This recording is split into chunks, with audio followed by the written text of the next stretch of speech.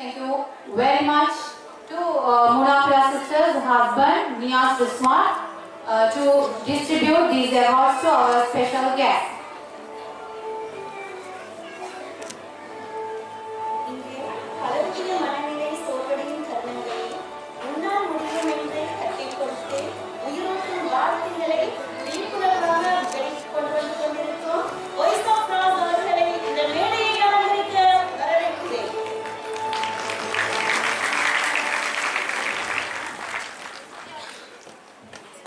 There is an air of expectancy as we wait for profound revelations, inspiring stories, and impactful wisdom.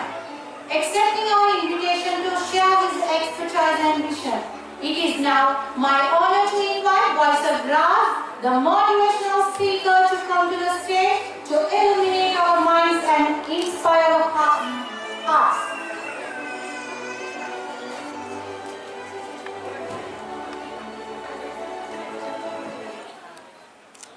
Hi ladies and gentlemen.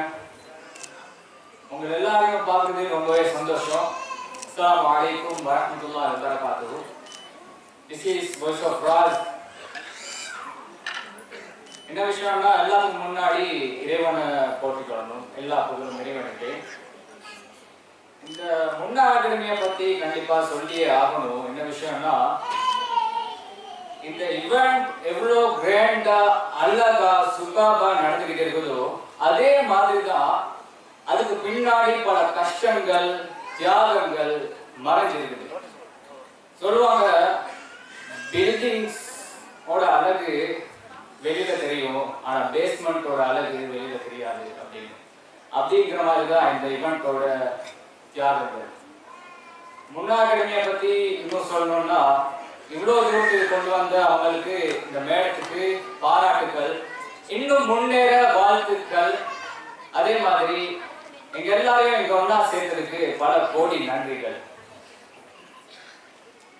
அதையும் தாண்டி இங்க வந்திருக்கிற எல்லாருமே ஒரு நோக்கத்தோட, ஒரு கோல், ஒரு ட்ரீமோட தான் வந்திருக்கீங்க இல்லையா?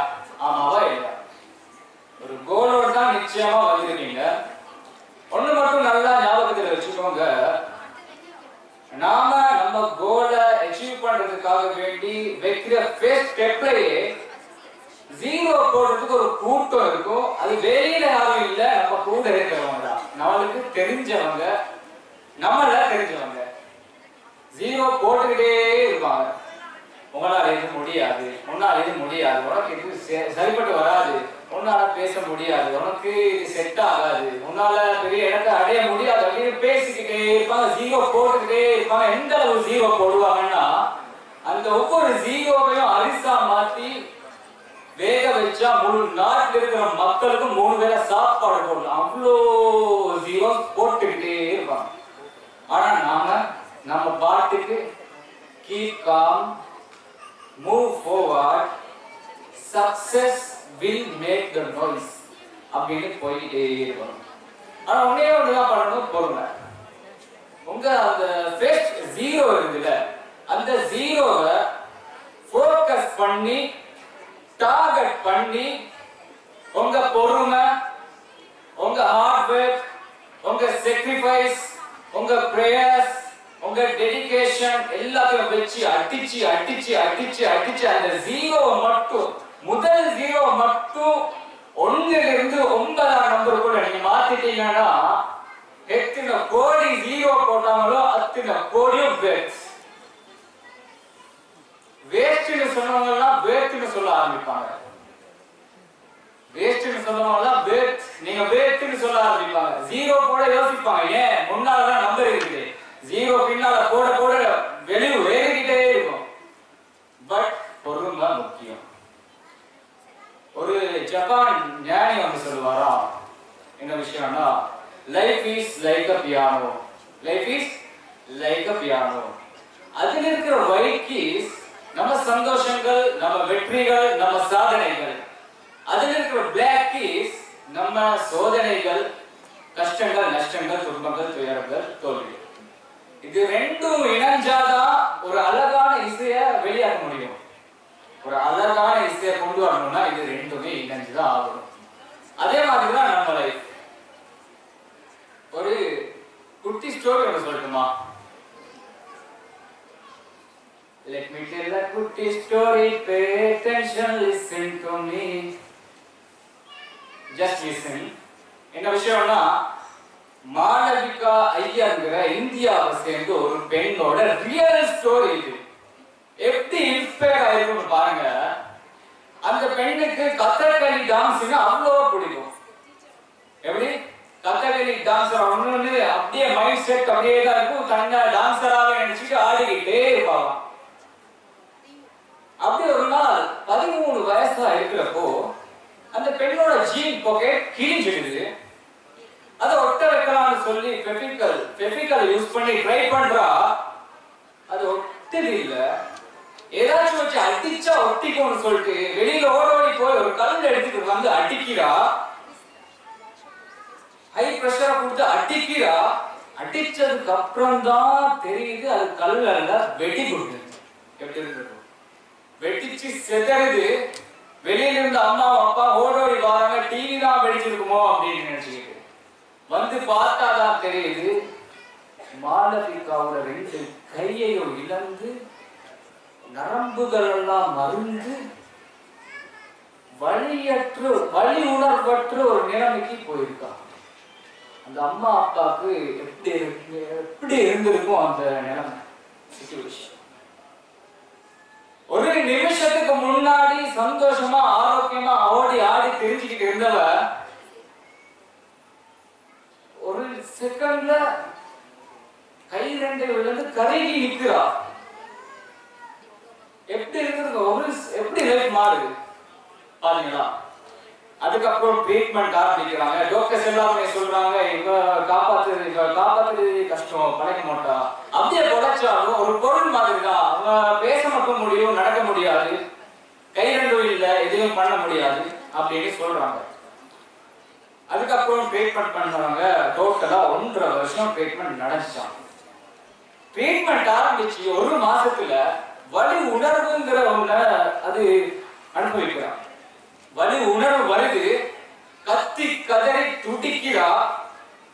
அந்த பெண்ணை பார்க்க வந்த மாளவிகாவை பார்க்க வந்த சொந்தக்காரங்க பேரண்ட்ஸ் பார்த்து கேட்டாங்களா, இனிமே இந்த பெண்ணுக்கு கல்யாணம் ஆக வாய்ப்பு இல்லை, குழந்தை பெற்றுக்க வாய்ப்பு இல்லை, வேலைக்கு போறதுக்கு வாய்ப்பு இல்லை, படிக்கிறதுக்கு வாய்ப்பு இல்லை, இனி செலவுதான் மிச்சம் அப்படின்னு ஆகலாம். எப்படி நெஞ்சு ஒட்டச்சிக்கிட்ட போற வார்த்தைகள் இதெல்லாம் அந்த பெண் கேட்டுக்கிட்டே இருக்கா. காதுல விழுந்துகிட்டே இருக்கு. யோசிச்சு யோசிச்சு யோசிச்சு யோசிச்சு யோசிச்சு கடைசியில தற்கொலை பண்ணிக்கலாங்கிற முடிவுக்கு போறான். எப்படி தற்கொலை பண்ணிக்கலாங்கிற முடிவுக்கு போறா. அதுக்கப்புறம் அந்த பெண் யோசிக்கிறா, நான் வாழ்ந்து என்ன பிரயோசனம், என்னால பெற்றவங்களுக்கும் கஷ்டம், மற்றவங்களுக்கும் கஷ்டம், நான் பேசாம செத்துடலாமே, என்னோட ட்ரீமே டான்சர் ஆகணும்னு அதையும் நான் தொலைச்சிட்டேன், தற்கொலை பண்ணிக்கலாமா, வாழ்க்கையை எதிர்த்து போராடலாமா அப்படிங்கிற ஒரு சேலஞ்ச் வருது. அந்த பெண் யோசிக்கிற என்ன பண்ணலாம் என்னால என்ன முடியும்னு யோசிக்கிற. என்னோட மூட வேலை செய்து நான் படிக்கிறேன், படிக்க ஆரம்பிக்கிறேன். 3 வருஷம் ஏற்கனவே எஜுகேஷன் பாதிக்கப்பட்டிருந்துச்சு. திரும்ப படிக்கிறா, தனியா படிக்கிறா, தனியா எக்ஸாம் எழுதுறா, தனி தேர்வு வேற பேரிஷன் எடுத்து தனி தேர்வு எழுதுறா. அந்த மாற்றுத்திறனாளிகள் எல்லாம் எக்ஸாம் எழுதுவாங்கல்ல, சொல்ல இன்னொருத்தர் எழுதுவாங்க.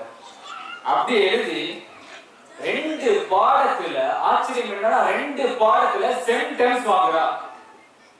ஹிந்தி பாடத்துல மாநில அளவுல first place. Abdul Kalam sir இந்த காலம் கலாம் சார் நேர்ல மீட் பண்ணி பாராட்டி கட்டி தழுவி முத்தமிட்டு எப்படிமான்னு கேட்டாராம். அதோட அந்த வெற்றியோட மாளவிகா அதை நிறுத்தல, சோசியல் ஒர்க்ஸ் பத்தி மாஸ்டர்ஸ் பண்றான்.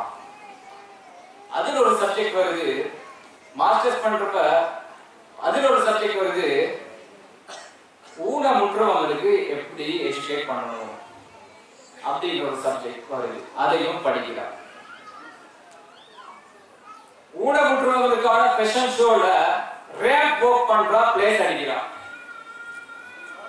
உலக மகளிர் தினத்தன்னைக்கு ஒரு பெர்ஃபெக்ட்டான அவார்டு ஒன்று கிடைக்குது. அது மட்டும் இல்லாம மோட்டிவேஷனல் ஸ்பீக்கர் ஆகிறார். உலகம் முழுக்க மோட்டிவேஷனல் ஸ்பீச் நடத்துறார். இதையெல்லாம் தாண்டி என்ன ஆச்சரியம்னா, ஐநா சபையில் பேசக்கூடிய வாய்ப்பை மாளவிகா பெற்றார். எப்படி? ஐநா சபையில் போய் பேசுகிற வாய்ப்பை மாளவிகா பெற்றாள். எப்படி எப்படி மாறுது?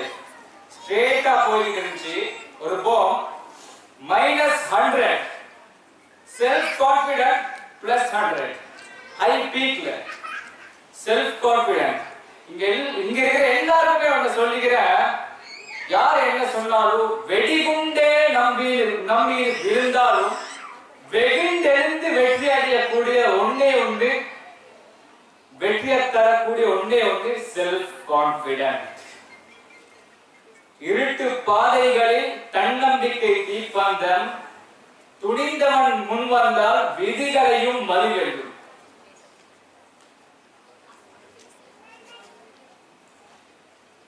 அதாவது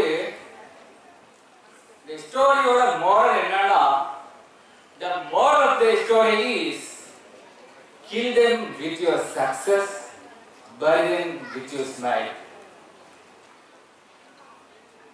Okay, my dear local lion hearts, keep rocking and move forward. Thank you. This is Voice of God.